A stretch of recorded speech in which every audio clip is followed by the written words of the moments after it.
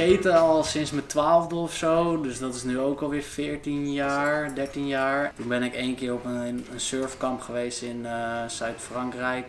Dat was wel leuk, toen surfde ik eigenlijk voor de eerste keer. En sindsdien ben ik dat op gaan pakken en had ik een eigen plankje hier bij Kater gekocht in Alkmaar hier. En toen ben ik gewoon gaan surfen.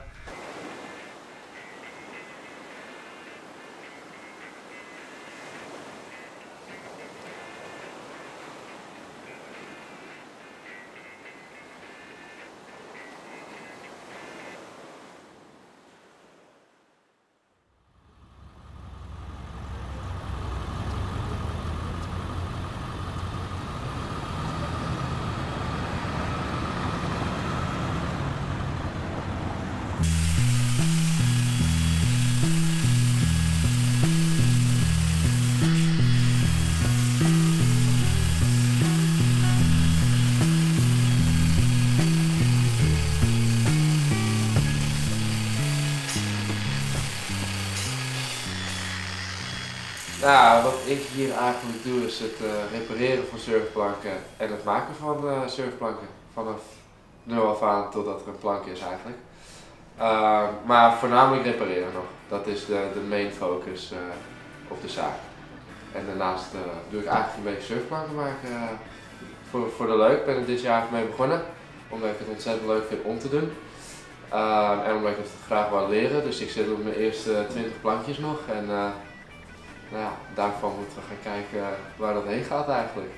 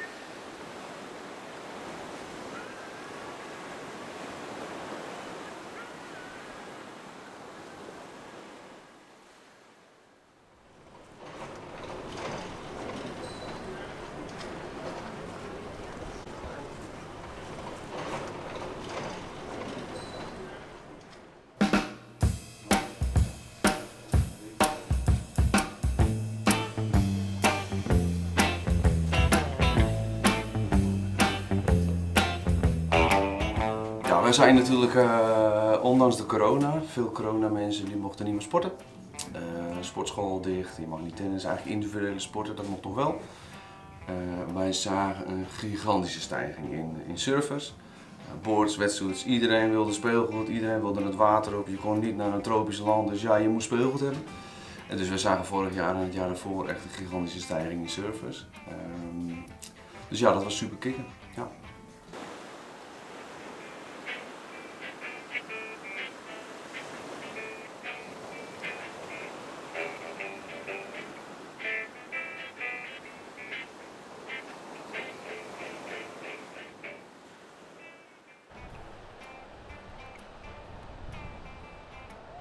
Nou, het is eigenlijk alleen maar ongeschikt hoor. Nee hoor, het is geschikt is voor sowieso als je gaat beginnen en een zomertje in Nederland wat probeert. Nou, in de zomer kan het af en toe 2 maanden flat zijn, maar in Nederland. Dus dat maakt het wat ongeschikter. De golven zijn wat lager en wat minder krachtig. De zee is ook automatisch daardoor iets minder heftig als bijvoorbeeld in Frankrijk of Portugal of Spanje of als je daarheen gaat. Iedere dag blijven kijken op de forecast. Dat doe ik sowieso, mijn vrienden ook, mijn huisgenoten ook. We zijn altijd eigenlijk aan het kijken. Dus op het juiste moment, met het juiste tijd, met de juiste wind de sessie pakken. Dus zorgen dat alle factoren juist zijn. En dan heb je vaak een tijdbestek van een paar uurtjes dat het best wel de moeite waard kan zijn. Oh, er is morgen wat. Nou, oké, ik kan dan vrij regelen. Ik ook, oké. Nou, dan kunnen we gaan. Eigenlijk altijd een beetje op die manier. We zijn altijd bezig om het water in te kunnen. Nou, ik heb geen idee. Wat is typisch voor een Nederlandse surfer? We zijn altijd zoekende. We hebben natuurlijk niet echt in ons lijntje goede surf. Dus we zijn vaak reizende, we zijn vaak zoekende. En soms ook een beetje ongeduldig. Maar we zijn wel heel enthousiast.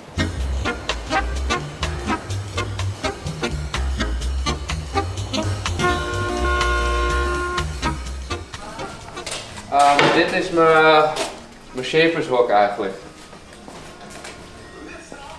Hier shape ik eigenlijk alles. Dat doe ik omdat ik mijn shaper van foam en glasvezel apart wil houden van elkaar. Daarom heb ik 2 hokken eigenlijk gemaakt.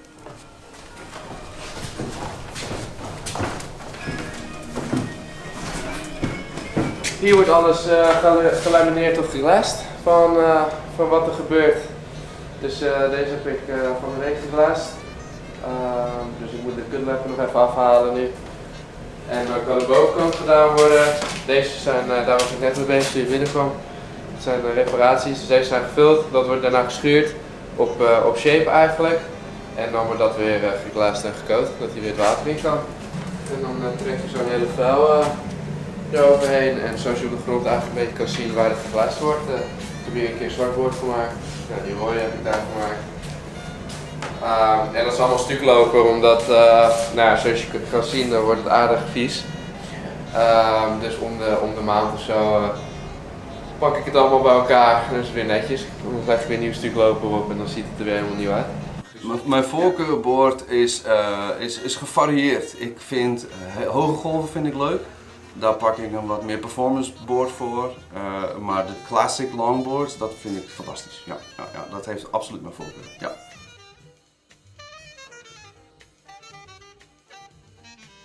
Nou, het ideale board voor in Nederland, ja, dat gaat dus naar 2 kanten toe. Want of je gaat een beetje naar shortboarden of je gaat naar longboarden.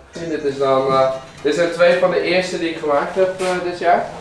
Dus hier zitten eigenlijk ook de meeste kleine foutjes in en zo. Maar hier heb ik heel veel op geleerd.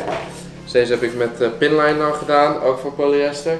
Om de lap te verstoppen van blauw naar wit. En die is niet zo netjes als je met kleur doet. Dan heb je soms een beetje kleur die overgaat. Zo ziet de onderkant er eigenlijk uit.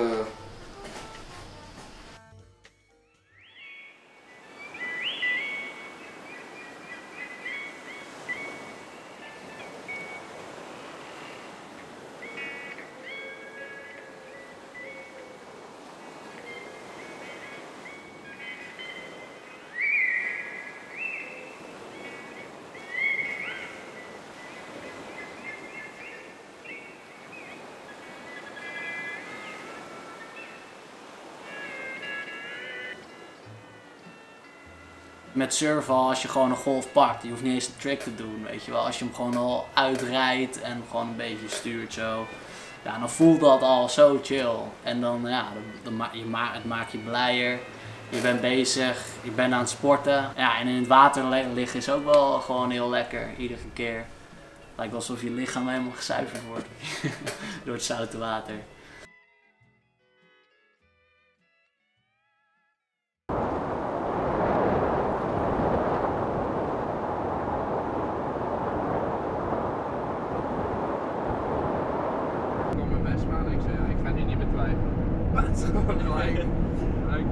Wanneer gaat ze naar Frankrijk? Woensdag. Sociaal.